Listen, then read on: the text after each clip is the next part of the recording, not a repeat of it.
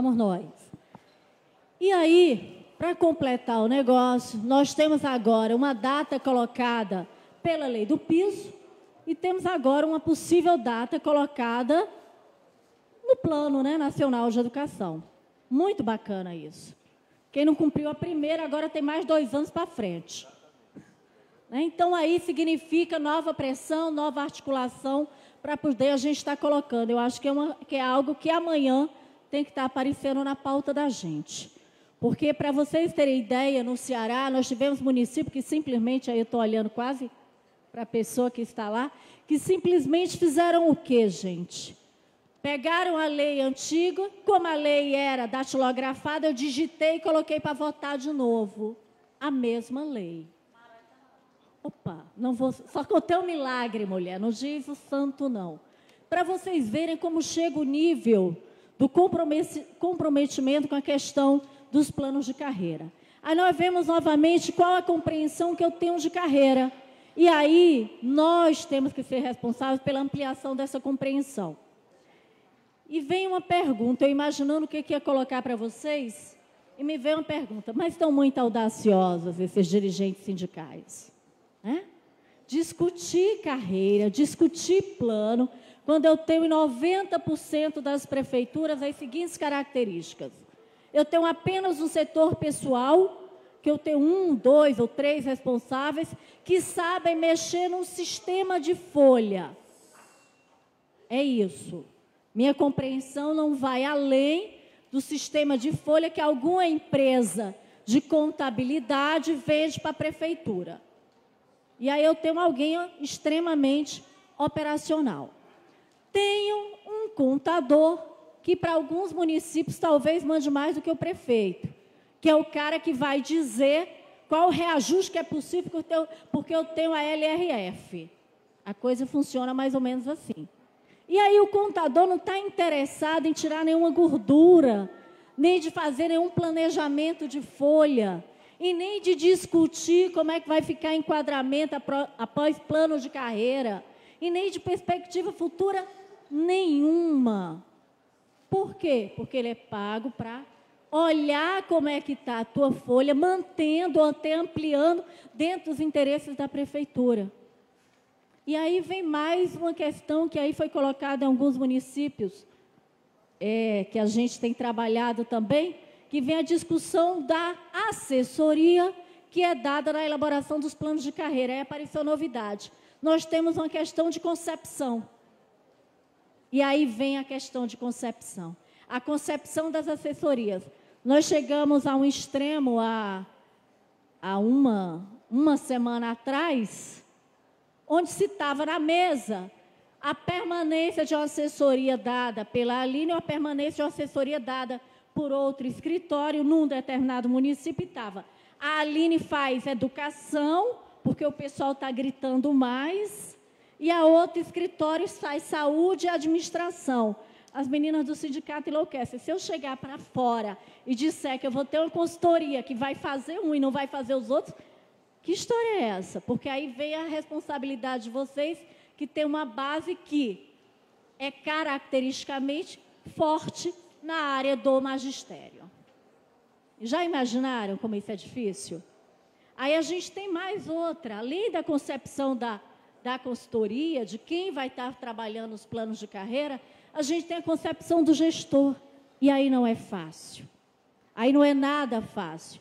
Porque a gente vai estar falando de constituir ou não comissões de discussão dos planos de carreira.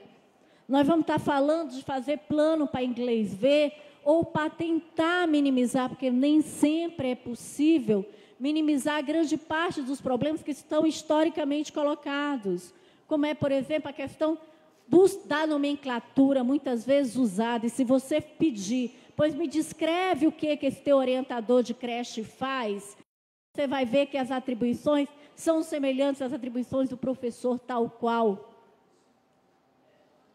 Então, percebem? E é possível, sim, porque eu tenho que ter compatibilidade. Se eu tenho funções semelhantes, é possível, sim, reestruturar. E a gente tem como colocar isso dentro de plano de carreira, de reestruturar carreiras. Tá? Porque, na verdade, eu tenho atribuições semelhantes. E a gente tem essa possibilidade. Só que aí eu estou falando de quê? A caneta não está na mão da consultoria, nem está na mão de vocês. Vai estar na mão do gestor. Bem, e aí, na hora que a gente fala do que é discutir plano de carreira, falei do setor pessoal, dos cálculos, e aí vem os cálculos que a gente compreende. Estamos aplicando os 60%, né? Fechamos o ano. Mas com que qualidade os 60% estão sendo internamente gerenciados? E aí eu vou dizer para vocês de forma muito clara.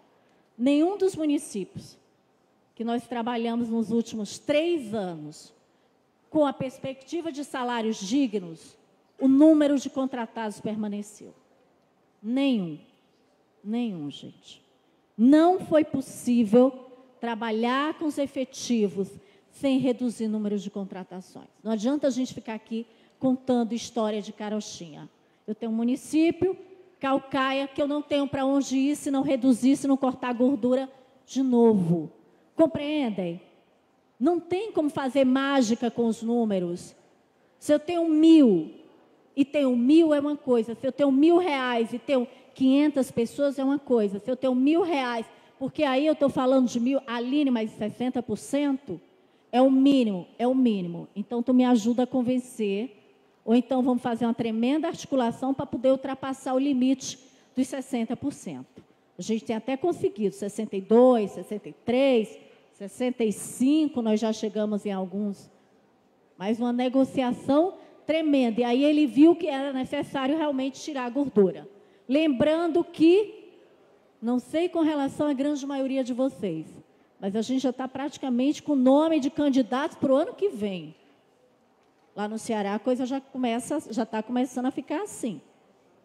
Então, correr para poder rever os planos de carreira é essencial. Alexandre, pode passar para mim? E aí, olha só o que nós tivemos. Revista Nova Escola, do mês de março, tá? 15 mitos da educação. Eu dou um doce para quem adivinhar qual é o primeiro mito. Hã? Creche, não. Estão lendo a capa da revista. Primeiro mito, gente. Carreira do profissional. Pode passar, Alexandre. Para ser bom professor é preciso ter dom ou vocação. É o primeiro mito. Né? Super romântico. É o mundo cor-de-rosa. E aí a gente esquece que a docência não é uma capacidade inata, e sim uma carreira. E a gente começa aqui. Como outras, pressupõe esforço pessoal e formação que possibilitem o domínio de aspectos teóricos e práticos ligados à aprendizagem. Por que derrubá-lo? Um dos grandes desafios do país é a revalorização da carreira docente, com bons salários e condições de trabalho dignas para os educadores.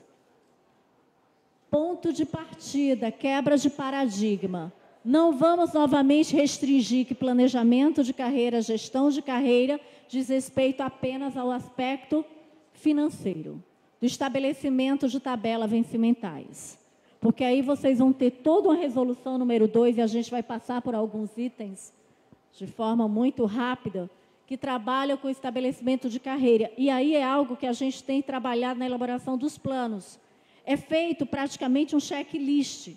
E aí você vai negociando dentro da comissão. O que a resolução coloca? Gente, nós colocamos item por item.